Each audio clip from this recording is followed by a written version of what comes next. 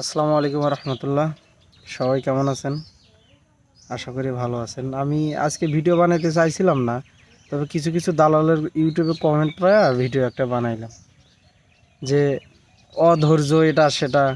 আমি কালকে যে ভিডিওটা দিছি ওই ভিডিওতে মালিকের যে ভাই ও তো বারবার বলছে নাসির প্রবলেম নাসির প্রবলেম। নাসির হলো বাংলাদেশের সব থেকে বড় দালাল। ওই কিরগিজস্তান উজবেকিস্তানের লোক বেশি ঢুকায়।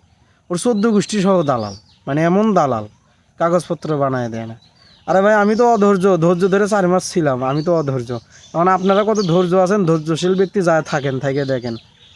আর দালাল মাদাসুদরে এত বড় খারাপ যে কিরগিজস্তান যাইতে সর্বোচ্চ 2,80,000 থেকে 3 লাখ টাকা লাগে, ওরা 4 লাখ 5 লাখ 5.5 লাখ টাকা নিতেছে। চোরের বাচ্চারা কত বড় খারাপ।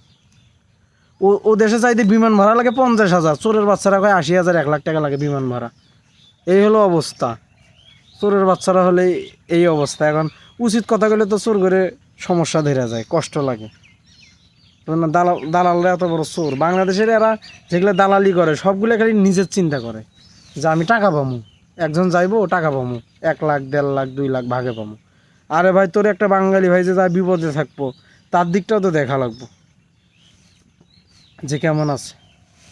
আর এক ভাই কমেন্ট করেছে যে কেজিটেক্স অনেক ভালো, আর চোরের বাচ্চা মানে যায় দেখ না কত ভালো।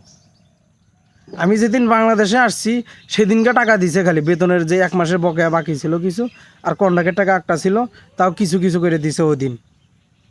আমি তো খবর নেই চোরের বাচ্চা। আবার কমেন্ট করো যে ওই ফ্যাক্টরির লোক সবাই ভালো আছে। চোরের বাচ্চা, আমি ওখানে থাকছি, খাইছি, কাজ করছি, টাকা পাইনি, আমি কষ্টে ছিলাম। আমার কথা বিশ্বাস হবে নাকি? তোর কমেন্ট বিশ্বাস হবে? তুই এসে দেখতি, ভিজিট করে দেখতি কেজিটেক্স। চোদনার পুতেরা, চোরের বাচ্চারা, দালালের বাচ্চারা। কেজিটেক্সে দালাল আরও বেশি। ওই লাইনে লাইনে কাজ করে ফকিন্নের বলারা 2 জন 1 জন করে লোক নিয়ে যায় নিজের পকেট ভরে। চোরের বাচ্চারা।